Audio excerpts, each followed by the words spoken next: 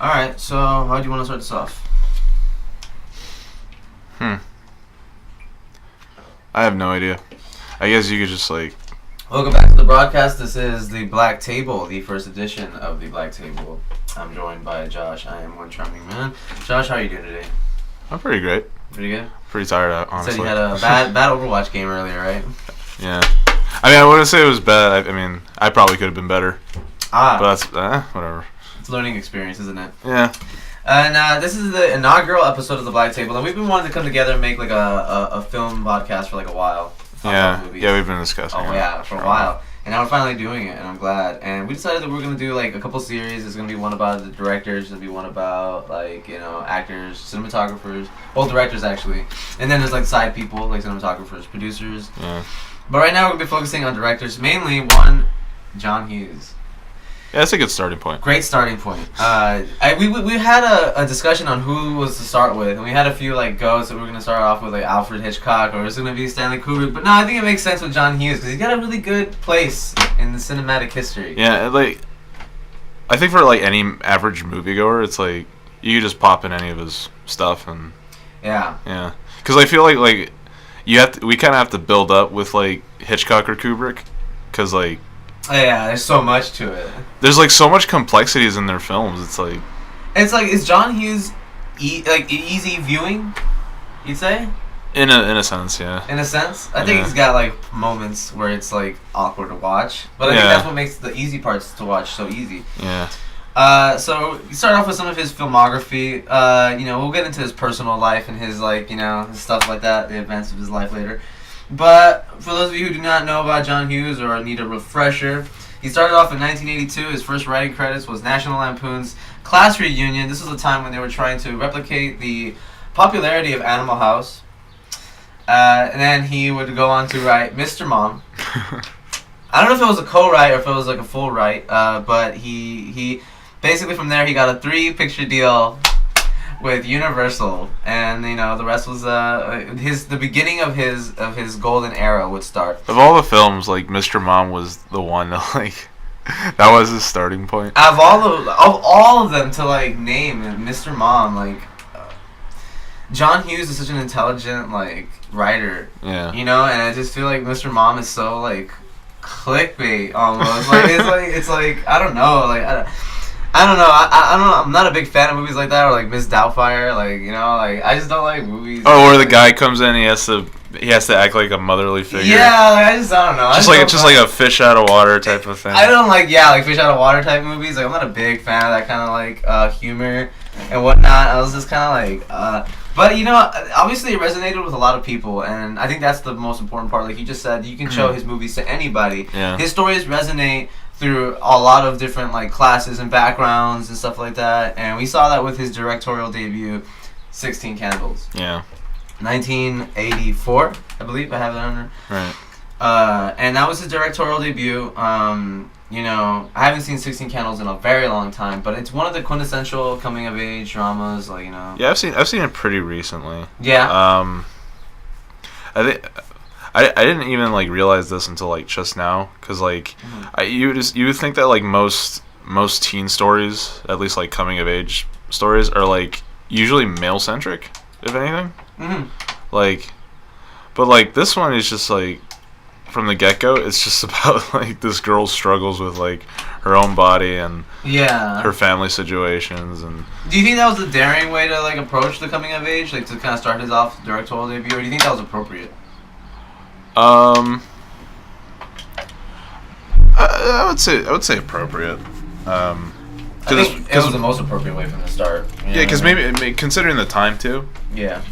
Like you got Madonna parading around her femininity and whatnot, and Pat Benatar is doing some stuff, and so it's like I don't know. I don't want to push like the female empowerment type of thing, but Yeah, but I mean, it was. I think it was before it was like cliche. Yeah. It was definitely before it was like, like to like our modern standards of like feminism and media and whatnot. I know. It's a little overdone now, but 1984 was such a different time. It was such a different time for like in general, like how people were gonna react to this. I didn't know. I didn't like looking back on it. I'm surprised that 16 Candles was as popular as it was, but I think it definitely found the right type of crowd.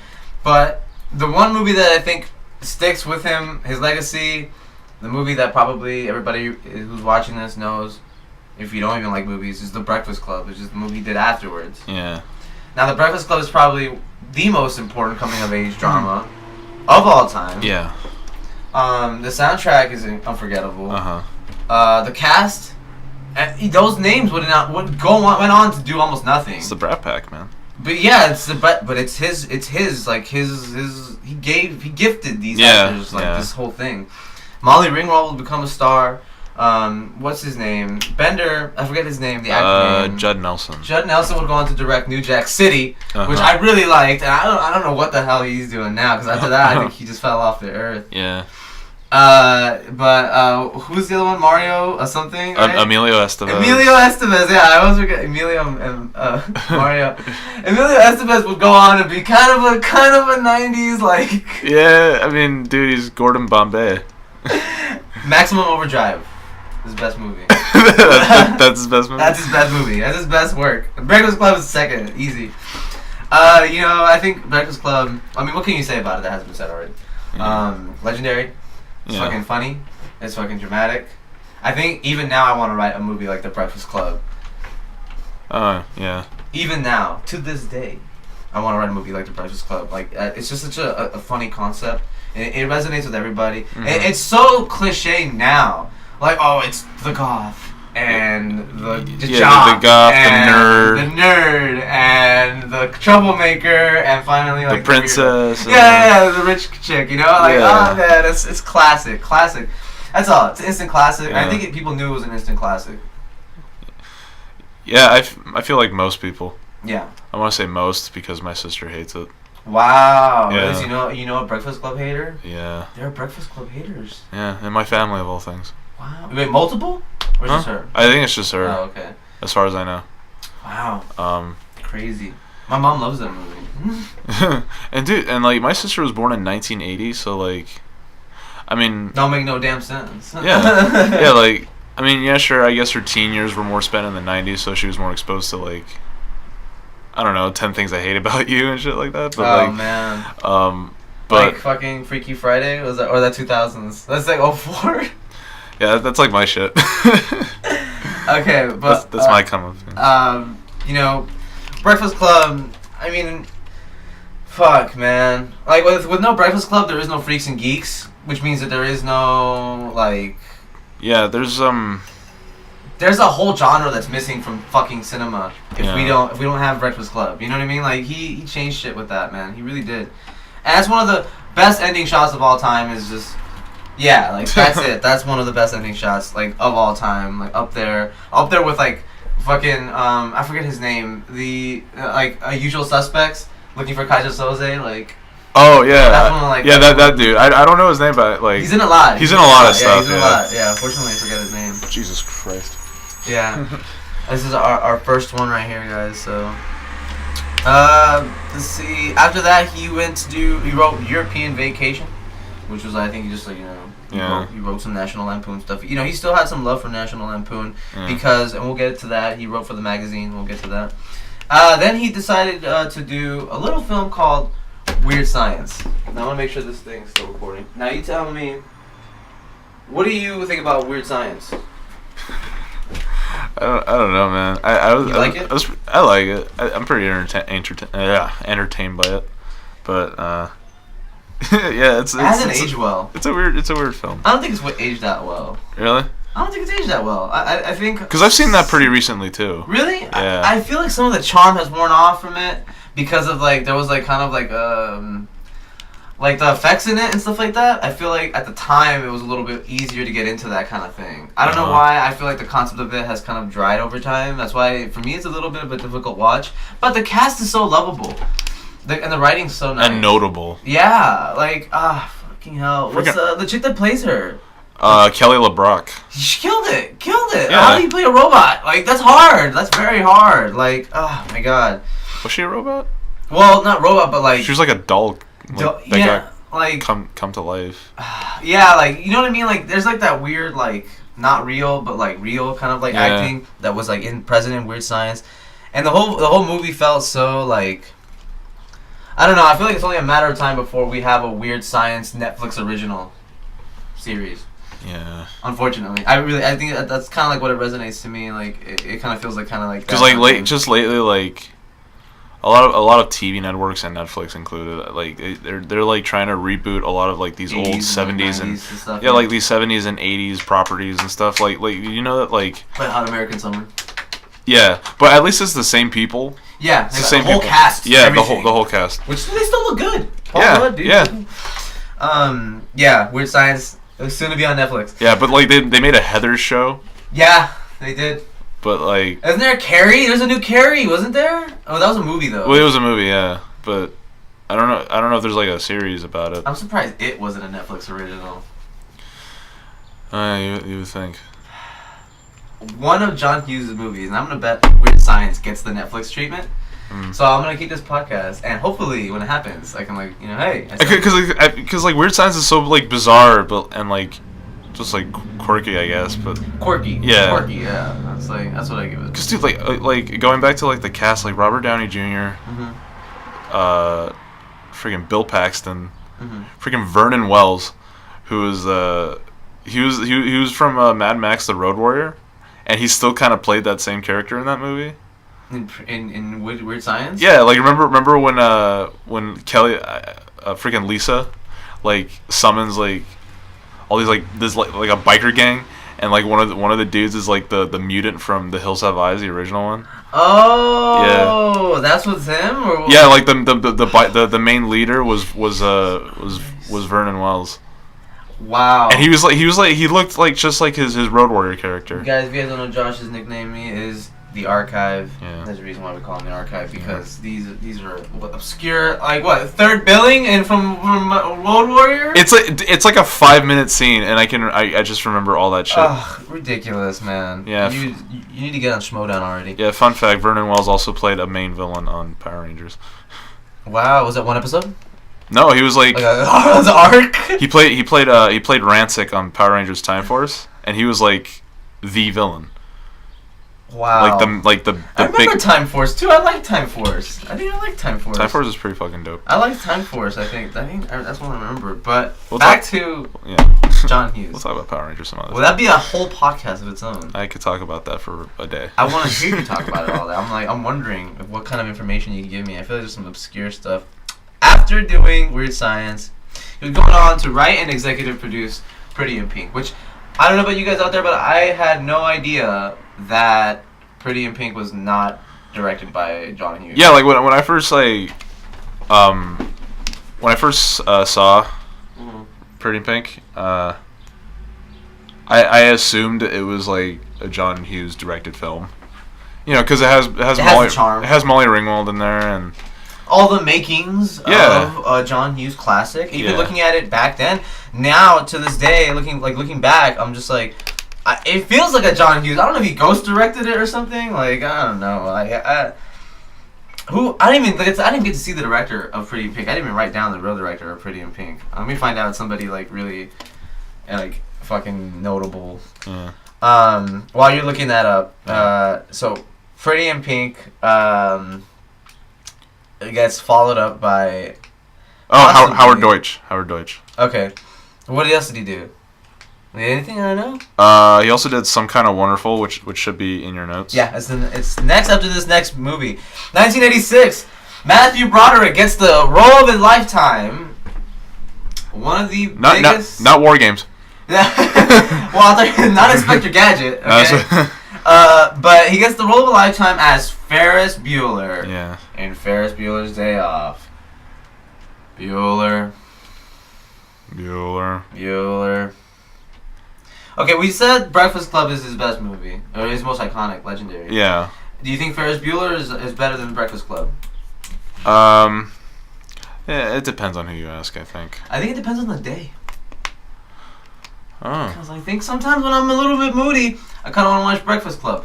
But when it's like any other time, Ferris Bueller wins by far. Huh. Just because I feel like it's such a for lack of better words, like a cable movie. I feel like it's one of those movies that's like if it's on TV, I would be down to watch it. You know, because it's always like something's happening. Like he's partying, he's ditching. Yeah. Like, you know, like he's running through fucking stores. He's in a restaurant. He's like dining and dashing. He's always doing something in that movie. Right. Like, Yeah.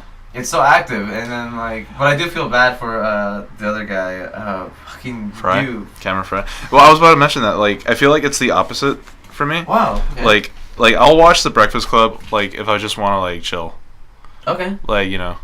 Like, just If I just want to watch like the tonal shifts during that movie because that happens. they're a lot. amusing. They're very amusing. Yeah, like characters in the Breakfast Club will go from like laughing and complimenting each other to like just fucking hating each other. Yeah. Yeah. And that happens so often.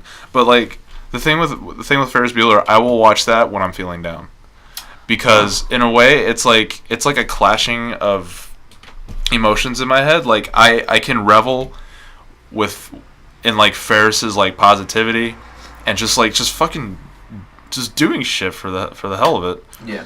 You know, I mean, he's it's like a pick me up for you. Yeah, but then there's Cameron, who I think he's the real star of the movie. He provides the contrast. Yeah, but I think he's the real star of the movie. Like, I don't watch Ferris Bueller's Day Off for Ferris. I watch it for Cameron. Because I relate so much to Cameron in terms of, like, just, like... how he deals with, like, Ferris being so wild and, like, how he's dealing with... how he's, like, so, like, introverted. Yeah. And yet his best friend is, like, the biggest extrovert in all of the school. Like, literally the extrovert is his best friend. Yeah. There's so much, like, psychological, like, I feel like psychological research almost that you can take from that movie. Because there's, like, the dynamic between somebody who wants to stay at home and the dynamic between him and somebody who doesn't want to stay home. Literally wants to do literally nothing but not stay home. Yeah. And it's, like, it provides both sides of, like, the coin. And, yeah, like you say...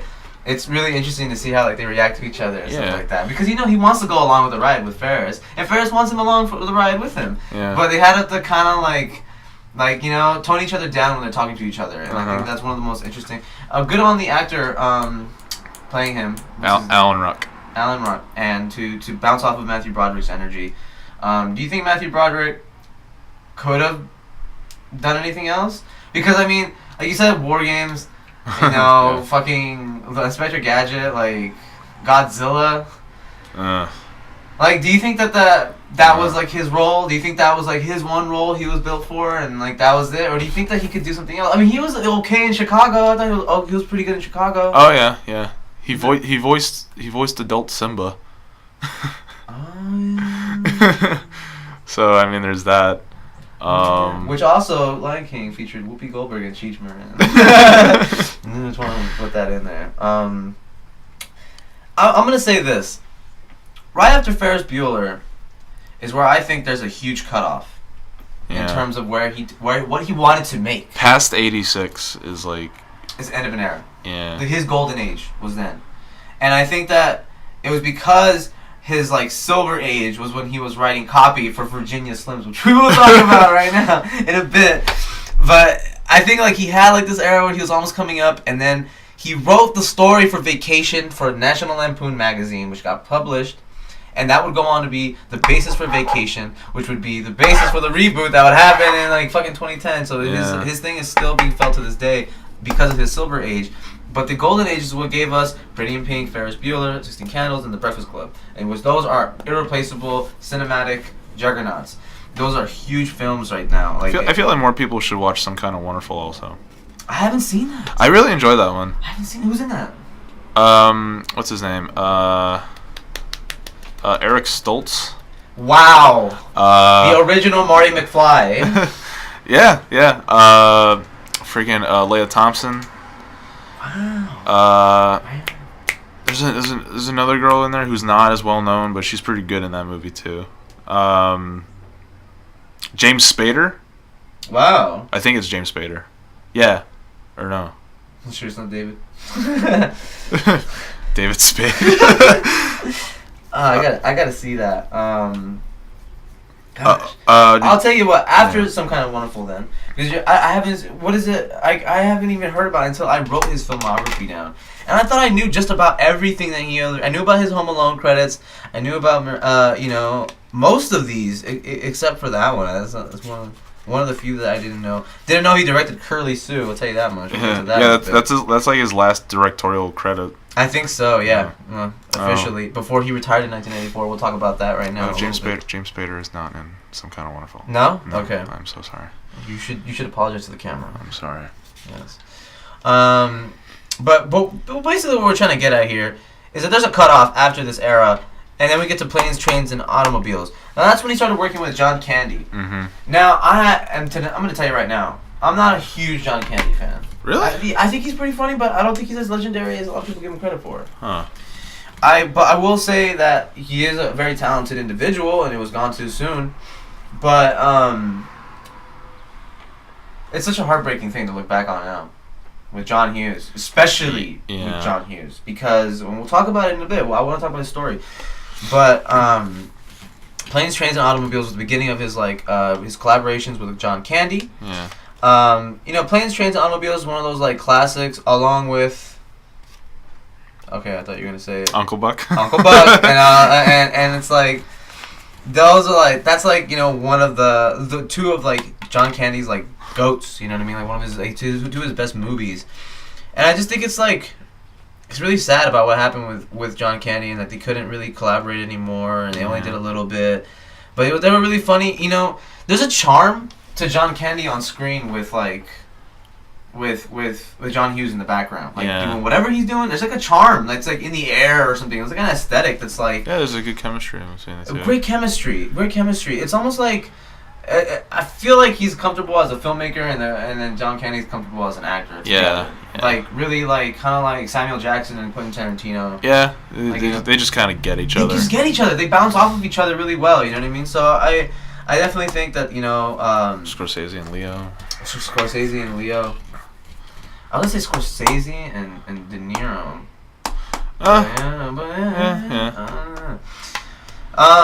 Then we have 88.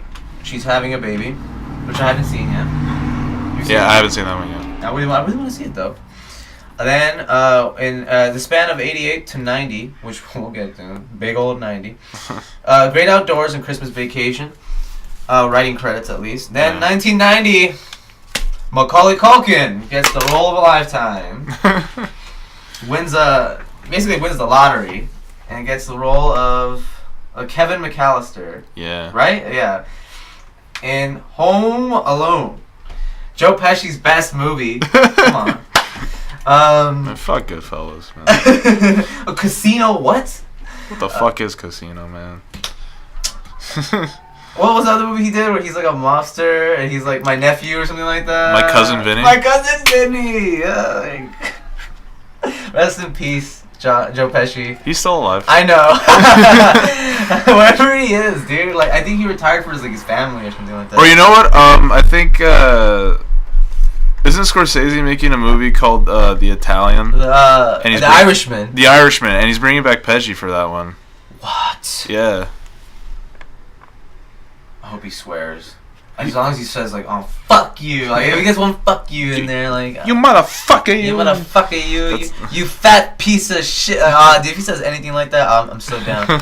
Okay, so Home Alone, we said The Breakfast Club is probably his greatest achievement. We said Ferris Bueller is up there with that as interchangeable best movies of his filmography. Yeah. But Home Alone is his most commercially successful project. Yeah. How do you feel about that? I mean, I feel like it's worthy of that title. You think so? Yeah. So you think Home Alone? I mean, everybody fucking knows Home Alone. Everybody. You know? I mean, everybody. Yeah. It's a classic film, dude. Classic film. I just can't argue. Yeah. I had that movie on VHS as a kid. I can't argue. I still have it. I would have it, but rain got into one of my things. And hey man, my case is all fucked up too. It's got tape all over it. I don't know what. Classic VHSs that were get worn out. Worn out and ripped, so you have to keep it taped together. I had Pearl Harbor on double VHS. So do I. So do that's I. That's one of the Goodwill ones. That's one of the ones you see at Goodwill. Dude, the only double tape VHS cases I have is for Pearl Harbor, Meet Joe Black, and Titanic. I think I saw Titanic lying around somewhere, dude. I swear to God, I think I still have Titanic. Who directed Titanic? Don't say the name. Let me think of it. Don't say the name. Let me think of it. Don't say the name. I'm not gonna say it, but I feel like you're gonna say it. You should know it. I should know it because he did Avatar. Because he did Terminator. James Cameron. There you go. Sorry, James. Yeah, Home Alone, definitely one of the most iconic movies of all time. I think it would be in a lot of people's top 10s. Yeah. All time. All time?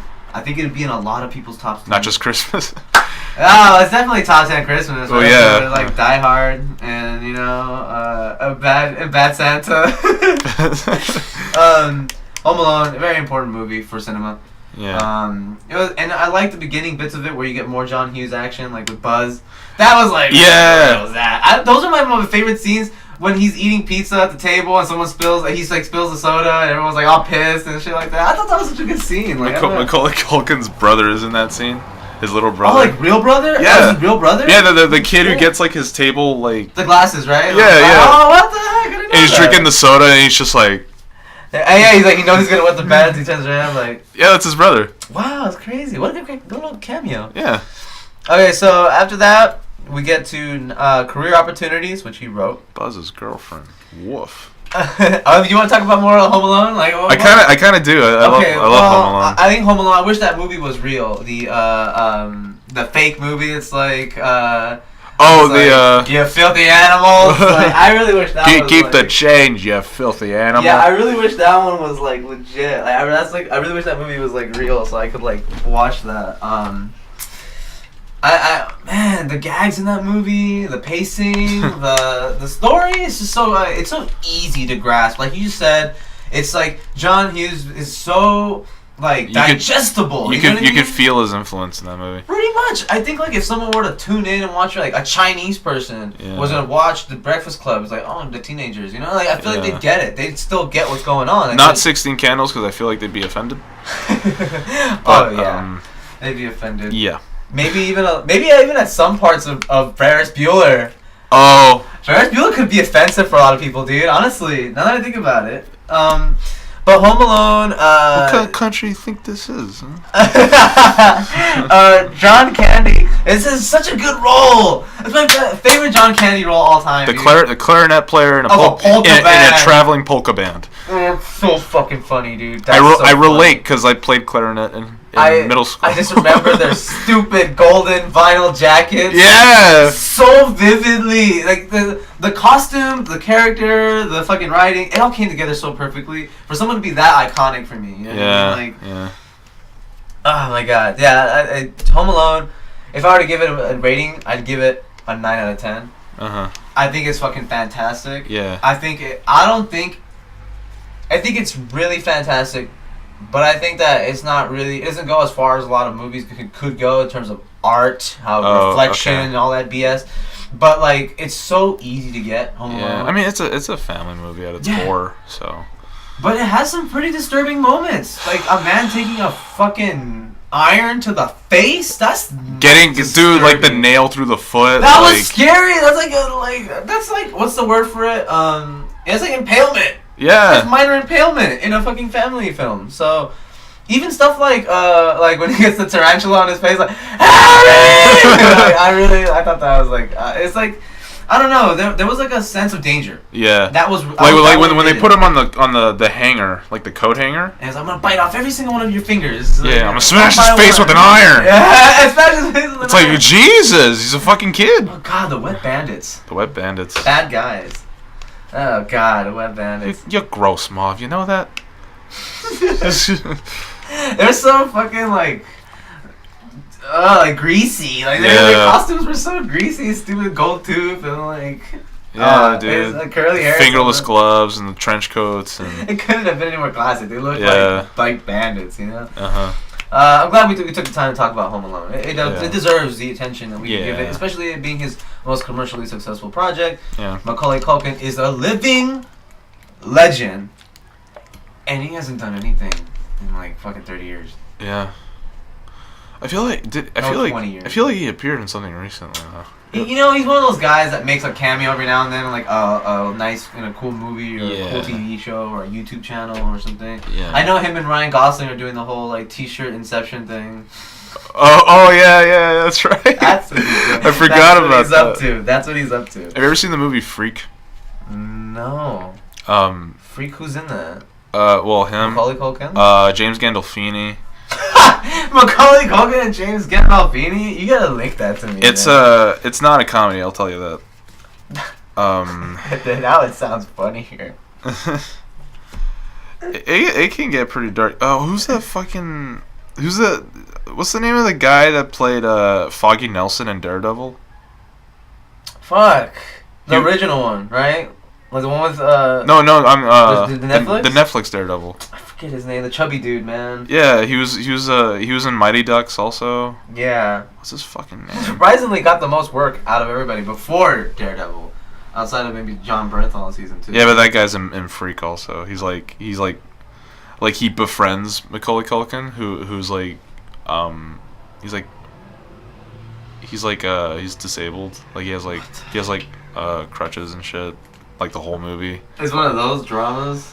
I don't know if he has like ALS or something, but like yeah. Oh man. It's a Wow, I gotta look into Macaulay Culkin's filmography. It is a film. It is a film. We got to get back to John Hughes. That's what we are on. Yeah. Macaulay Culkin, James Gandolfini. Dude, this sounds goat, man. Career opportunities, he wrote. Then in 1991, he did Only the Lonely. Mm. And then in 91, he also wrote Dutch. And then he directed and wrote Curly Sue, which would be his final film at the director's helm. Starring Jim Belushi. I remember like clips of Curly Sue. I saw it like in fucking KTLA 5, man, like a long time ago. I think when they were still showing like the show was all about Jim. According to Jim. According to Jim. Yeah, that's when they were still doing that. I think they did like watch Jim in this movie, like they're coming up next. And I was like, alright. I guess. It was like a Sunday. I had like a bag of chips or something. I always like when I'm perusing the internet and like they'll put a picture of the girl that played Curly Sue. And you'll never believe what she looks like now. Yeah, you'll never believe what she looks like now. The clickbait's so real. And it's like, oh, okay, she looks like an adult. Yeah, it was like a family film, you know, right? Yeah. As far from what I remember, it was like a pretty by the books thing. I mean, dude, the poster for it is like the cliche, like back to back. Yeah, like, yeah. Would you say that this is where he started to fall off? Because we'd established that after Planes, Trains, Automobiles, that kind of era, his golden era had ended. His Candy eras had become. His collaboration with Candy has started to go into fruition. The 80s were like his era. That's so his. 90s, he kind of lost touch with the things. You think maybe he kind of got a little cliche without him knowing. Yeah, because I think just like the creative approach that was taken during the 90s with some with certain films, like it changed. Mm-hmm. You know, like life in high school in the 90s was different than compared to the 80s. So you think maybe he was a little out of touch? Maybe. Perhaps. He just couldn't, like, he probably wouldn't be able to capture the 90s. Unfortunately to say, I don't mean to speak ill of the dead, but it would appear as though as towards the end of his filmography, things started to get a little out of touch with what was really going on in, like, coming of age. Like, yeah. It was a little bit, like, you have to remember, 1996? Kids dropped? Yeah. Like, and then Curly Sue came out 4 years The demographic is it changed. It changed, and he wasn't really, ahead of the game in terms of that. But he still wanted to make what he liked. He knew, so I give him credit for that. 1992, he wrote Beethoven. 3 of them. Well, I think he wrote the first one, and then the second and third would be like producers or like like story by or something like that. Right. Then he wrote Home Alone 2. How do you get lost in New York? The streets are numbered. That's the one Donald Trump shows up. Yeah, it is. In his best cameo outside of The Little Rascal. Do you think that won him the election? Yes. Yes. I don't know. He definitely inserted himself in the right movies in the 90s. Yeah. I think Donald Trump did everything possible to try and like put himself in the back of everybody's mind. Whether it was The Apprentice, whether it was a scandal, whether it was as a cameo. We all know him as a rich guy. Yeah, because like by that time he's still just known as like, oh, rich man, Rich Donald guy, yeah. Donald Trump, you know. Yeah. It's crazy, you know. The most important thing is that I really do think Donald Trump he's got his fingers in every bowl out there, because it's like he's on wrestling TV, he's talking to Kanye, you know, he's been in movies, you know, like he's all over the fucking place. You talked about prison reform with Kim Kardashian, apparently. I know. The thing that I just want to mention this right now. Well, in between this right now, I'm gonna go ahead and make a rant. Okay. Rant. Go ahead. I think it's bullshit that I'm seeing wrestlers on my timeline who have pretty good matches, but think they have the authority to say that Kim Kardashian is not someone who should be speaking about prison reform, because I guarantee you just about 80% of all these people, wrestlers, musicians, anybody who has an opinion on Twitter right now, can you name someone better that can like talk about this? In the time that we're living in? Right now. And don't name someone like a celebrity science guy, like don't say Neil deGrasse Tyson or like Bill Nye. It's like, I feel like if you can't name someone that's better, then I don't think that you should say anything. Because then you're not equipped to talk about the subject matter either. That's my take on it. Because you know, I don't think obviously Kim K is a fucking reality TV star. I don't know how much she knows about prison reform, but definitely knows more than these people on Twitter. If not the same. I would argue the same. I'll say the same. For Yeah. the sake of argument, say the same. Yeah. Because we have a Twitter president. Now we can't block anybody. That's true. Legally. Legally, he can't block anybody. God, what? You see what Home Alone 2 does to us? We start talking about politics. That's how bad this era was. Like, let's be real, man. Like, come on. Curly Sue, Beethoven, Home Alone 2, Dennis the Menace, Beethoven 2. Everything has had a consequence. Exactly. Like, this is not a good era for him. And, you know, I will say this. Home Alone 2's not bad, though. No, it's not bad. It's not terrible. It's not a bad movie. It just doesn't have the charm of Home Alone 1 by far. Yeah. He has writing credits on some of these and special thanks on a lot of these. He wrote some of Flubber, which I like Flubber. For what it's worth. Yeah. I actually think it's one of my favorite Robin Williams movies. Oh, yeah? Yeah. I don't know why. Something about him in a lab coat being wacky. I like it. But, you know, he's got better movies, though, definitely. Yeah. I don't know, Flubber's one of those movies that, you know, holds, like, a special place with me. 1995, he would get special credits on one of your favorite movies, special thanks, on Mallrats by Kevin Smith. Yeah. Who is one of the greatest directors of all time. But he did Yoga Hosers. And he talks shit about Age of Ultron. Who does he think he is? Who does he think he is? I'm gonna tell you right now, I don't like him. He knows who he is if he's listening to this. I doubt he'd listen to this. Yeah. You know, I think 95 was the beginning of the time where we were like, okay, god damn, this guy really did a lot from fucking film. Yeah. And Kevin Smith was the first person to basically realize that. This was before The Breakfast Club was a hipster movie. That's a 90s director. That's a nice director. That's a 90s director. At its, like, you know, I think Kevin Smith, Quentin Tarantino, Brett Ratner. Like John Carpenter.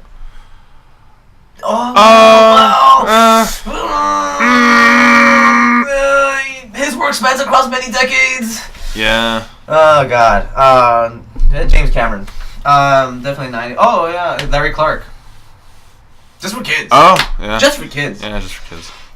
You know, like I said, 95 was like the beginning of, I think we were starting to like appreciate John Hughes. It was like really fantastic. Because like now that he's like not as like active, I guess. Yeah.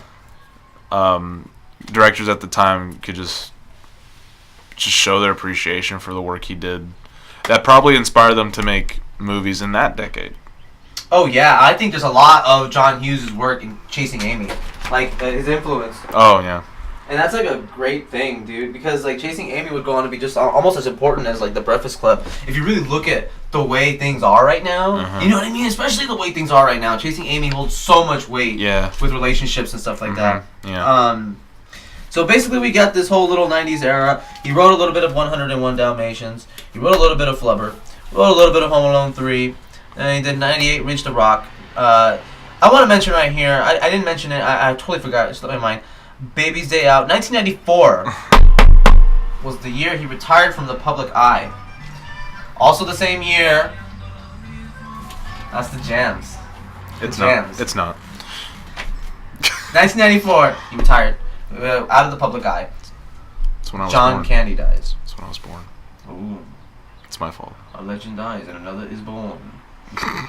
John Candy dies. He retires same year. Mm. Apparently, Vince Vaughn, great friend of his, says that apparently he would have made more movies if John Candy hadn't died. My question to you is, would they have been good? Would they have been good? That's a good question, man. It's a really good question. I don't know if I have an answer at this time. Because it's hard to say. I think it'd be inappropriate to say to say the truth. I think they wouldn't be that good. Yeah. I'm gonna be honest with you. I was, because no disrespect, but I was kind of leaning towards that also. Unfortunately. Just because, again, looking back at the demographic, just the whole landscape of film at the time. Yeah. It's would that kind of combo work? Do you think he could have adapted? And not only that, at the time there was another funny fat man, in Chris Farley. So I was thinking the whole thing. Yeah. So I don't know. Gosh, I like Chris Farley. Yeah. I like Chris Farley. I love Chris Farley because he's just so wacky. Yeah. He went all out. I think it's a very interesting dynamic between him and John Candy. We'll get into that. I want to save the personal and the early life stuff for the end of the podcast. So we can really give a retrospect. You know what I mean? Yeah. That's fine. Then was the tail end of his final filmography credits. Now this is the ultimate piece of trivia. Okay, so Just Visiting in 2000, Made in Manhattan with Jennifer Lopez. Dude, I totally forgot that. Jennifer Lopez. J-Lo is a 90s actress. Who else is in that? Patrick Dempsey? I don't know. Hunk. Who gives a shit? There's a hunk. Who gives a shit? And then there's J-Lo. I don't give a shit, man. I'm not gonna lie. Yeah, who gives a shit? Home Alone 4, writing credits, 2003. And now, this was funny, guys. A funny story out there. I was at a Denny's with Josh. Yeah. Looking at the filmography. And we said, we got to do an episode about John Hughes. Hey, do you know what John Hughes' last writing credits was? And he couldn't come up with that. I gave him so many hints. Yeah. I gave him good hints, too. I was like, all right. It's it came out this. It was kind of a gross out movie. It was kind of a comedy. Think Superbad. Think that whole era. Drill Bit Taylor, 2008, starring Owen Wilson, was John Hughes' last credit before he passed away in 2009. How do you feel about that, John?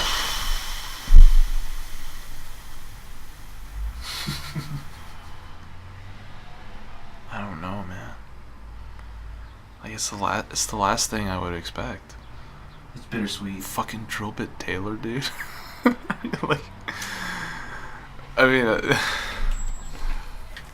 It makes sense, and it doesn't make sense. It's about kids getting bullied. Makes sense. Right. Owen Wilson is a bodyguard for hire. Doesn't make sense. It's almost as if his career, John Hughes, obviously, that his career kind of came full circle in a sense. His starting off with National Lampoons. I would say Drill Bit Taylor is National Lampoons-esque in terms of gross out. It could have easily been called National Lampoons. Drill Bit Taylor. Which I would have actually liked it better, I think. It's just the name.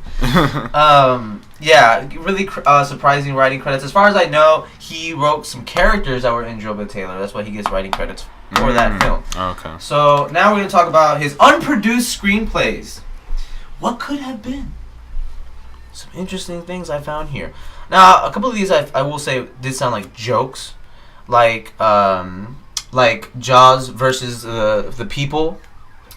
And I'm just obviously this is supposed to be more like a parody, you know what I mean? Yeah. But then Bartholomew versus Neff, which I've never heard of until I looked up some research before this podcast. Sylvester Stallone and John Candy were to star in a movie that was apparently going to have them as feuding neighbors. Hell yeah. That sounds like Neighbors before Neighbors. Yeah. Imagine Zac Efron and Seth Rogen are comparing to Sylvester Stallone And John Candy. Wow. Holy shit. Maybe that's what he would have done. Maybe that's the direction he would have gone in. It would have been gross out humor. That's a huge thing right now. Maybe he would have adapted, and that was like the 90s was like a little awkward phase for him. Yeah, and then just because like late 90s and then leading into the 2000s was like all about just like some of the crudest comedies you could fucking make. Yeah. Fucking Something like Beer Fest came out, right? That was like late 80s. Beer Fest. American Pie. Can't hardly wait. House Party. That was Friday, dude. Friday, the greatest comedy of all time. We'll get to that for another podcast. Yeah. Then another one was supposed to be Oil and Vinegar, which was supposed to be a drama, apparently about a married man on a train talking to a young lady. That's all I got from the synopsis. It just sounds like a John Hughes film. I just wish I would have seen it, just because it sounds like such a John Hughes type movie, like, you know, two strangers on a train. You know what I mean? Like, yeah. Very interestingly, and we talked about this before, he was to direct a live-action Peanuts movie in 1993. Charlie Brown. Charlie Brown's on. I think on Kill Bill too. Yeah. Kill Bill 1 actually. Yeah. Damn, man. I told you this before the podcast began. Nobody would have deserved that director's chair other than John Hughes. Yeah. Honestly, it's a terrible idea. I just thought of it. Like, yeah, he could totally make that work. Like, on paper, hell no to a live action Peanuts movie. But with John Hughes, the dialogue he could give to Linus. Oh my god, I didn't even think about that. It just dawned on me. Imagine how beautiful the piano scenes would be. It actually just hit me right now. I got goosebumps from the back of my neck. Dude, Charlie Brown would be another Cameron Fry. Yeah. Like, yeah, it could, yeah. If that came into fruition, if Hughes was still alive, that could. I just thought of a great director that if we were to do a live action Peanuts movie now, I'd give it to him. Can you think of it?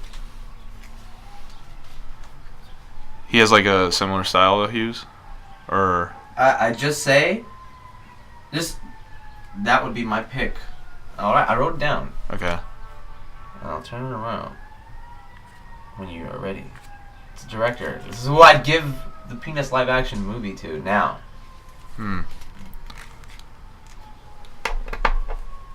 I got nothing, man. Who would you give it to then? Huh? Who would you give it to? Maybe we have the same one. F. Gary Gray.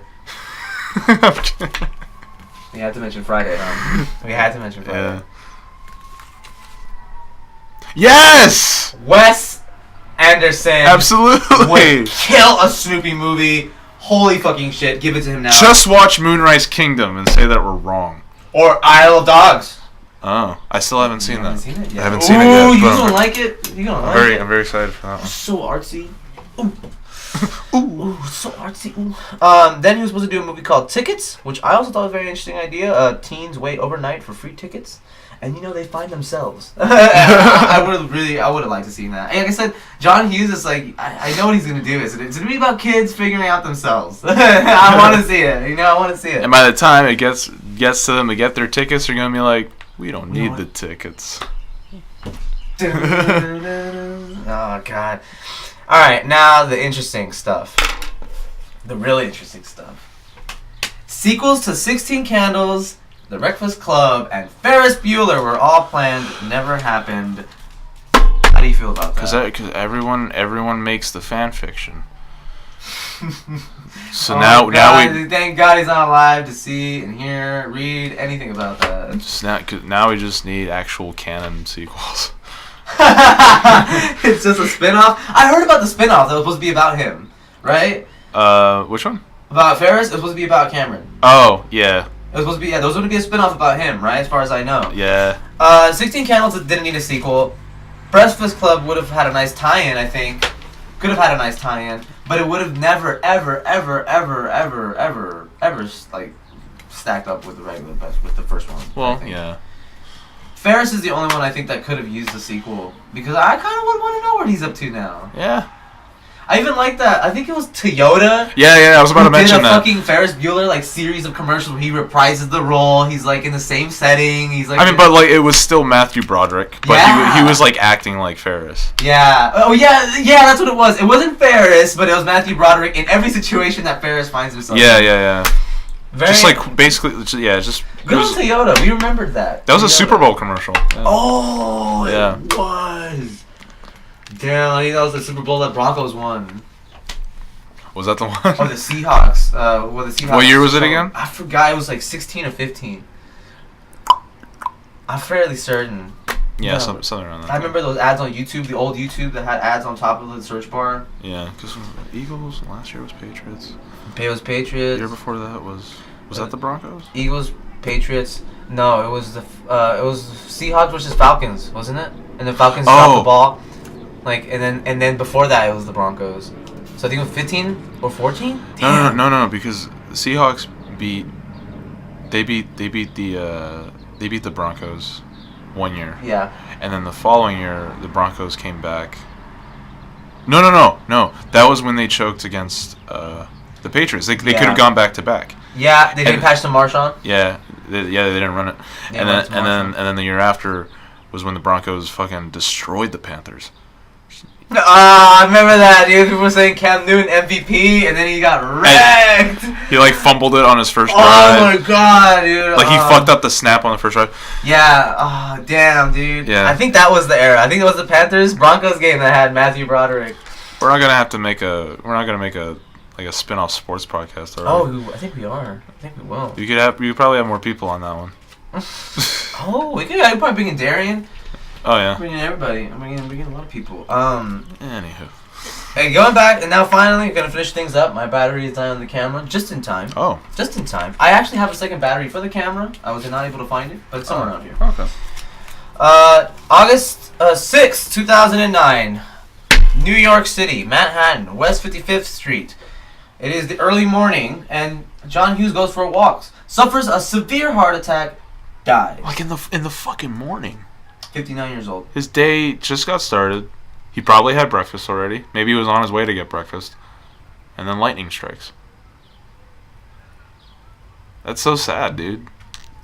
Man. To a guy like that, just out of nowhere. Man. I mean, I don't know if he had like existing heart problems by that point. I don't know. Probably bad genes, dude. Maybe, yeah. It's hereditary. It is. It actually is. Yeah. Damn, like I can't even begin to like talk about it because it's just like it's such a shocking thing to me. Like I'm just like he was there one day and it was gone. Yeah. 1994, he stopped making movies in the public eye or like directing pretty much because of John Candy's death. At least what Vince Vaughn says. Yeah. As a young boy, John Hughes said that Bob Dylan, the Beatles, mainly John Lennon, and Picasso were his biggest inspirations. Very interesting pair of inspirations for the man. It makes sense. Is that just in terms of artistry? Yeah, in general. Okay. He said actually he was a normal kid, and then the Beatles came into his life. That's what he said. That's what he said. Yeah, because he had to have been a kid like in the 60s. Yeah, so it's written. You know, when it comes to his death, though, you know, I gotta quote Nas on this one. You never know when you're gonna go. Life's a bitch until you die. Now, kind of like the moral of his movies. Now that I think about it. Yeah. Now that I really think about it, holy shit. It's pretty. Good on you, Nas. It's pretty poetic. Yeah. He dropped out of the University of Arizona to write jokes for Rodney Dangerfield and Joan Rivers, two comedy legends. College is bullshit. Get no respect. I tell you, they get no respect. They get no respect. They get no respect. I tell you, they get no respect, dude. Rodney Dangerfield, man. We need to do a whole episode for Rodney Dangerfield, man, and all his jokes. Just talk about that movie Rover Dangerfield as much as we possibly can. Is Caddyshack the GOAT? One of them? You think top five? Comedies? Yeah. Oh yeah.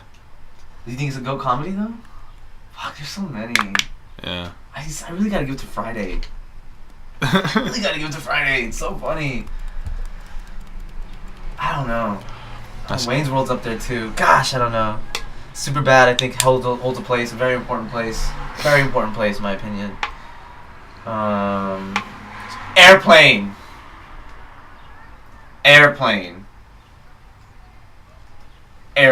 You should still see the Kentucky Fried movie. I still need to. I also need to see Kung Fu Hustle. Kung Fu Hustle's great. I need to see that too. That's one of the movies on my list. He after doing jokes for Rodney Dangerfield and Joan Rivers, he worked copy for Virginia Slims, the cigarette brand. Very wide repertoire for the director/writer John Hughes. I guess he really loved writing. It was at this time where he got the job at National Lampoon magazine and published a story called Vacation 58, which would go on to be the basis for National Lampoon's Vacation, which, as we know, is Chevy Chase. Yeah, Chevy Chase. Chevy Chase, one of his best, most iconic roles. Randy Quaid. Jesus Christ, the archive. I don't remember. When's the last time someone said Randy Quaid to me? Vacation would go on to be, National Lampoon's one of their biggest titles. Which is funny because Animal House was what they were known for. Yeah, now no one really talks about that. That really launched National Lampoon. Then, we talked about it earlier, but he wrote Mr. Mom, Michael Keaton, and it got him a 3-movie deal with Universal, which we go on to be the golden age of John Hughes, and the rest is history. The rest, as they say, is history. His greatest commercial success was Home Alone. His greatest critical success, I believe, on Rotten Tomatoes is Breakfast Club. You can only dream of having such a career. Top 10 directors all time? Yeah. I don't think so. Really? I had to do my list. Yeah. I think he's 11. That's why. I feel like this is he's a bubble director. Yeah, just right outside. He's just right on the cusp. But he's definitely top 10 influential directors. Most definitely. Okay. I'll give that top 10. I think it'd be like Orson Welles, Hitchcock. Yeah, if it's just influential, then yeah, John Hughes. John Hughes' influence is felt today on fucking Netflix originals, fucking Hulu shows, fucking YouTube content, memes. Oh my God, John Hughes is still felt to this day. I feel like everything that happened in The Breakfast Club is still relevant. I feel like The Breakfast Club should almost be mandatory watching for all high schools in America. Absolutely. I made this point too when I was 16. After I had just watched it for the first time. Everybody should watch this movie. Yeah. Especially in high school. Ryan did not fucking watch it in high school. Does he not like it? I don't think he's even watched it. He's not worthy of it. No, you're not worthy of it, Ryan. Yeah, I name dropped. Bastard. I don't give a shit. Ryan, we'll name drop you. No, we're always hating on each other on the Xbox, so it's all good.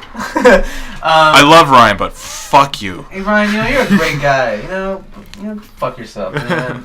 Honestly. No, I got. Go to sleep to this.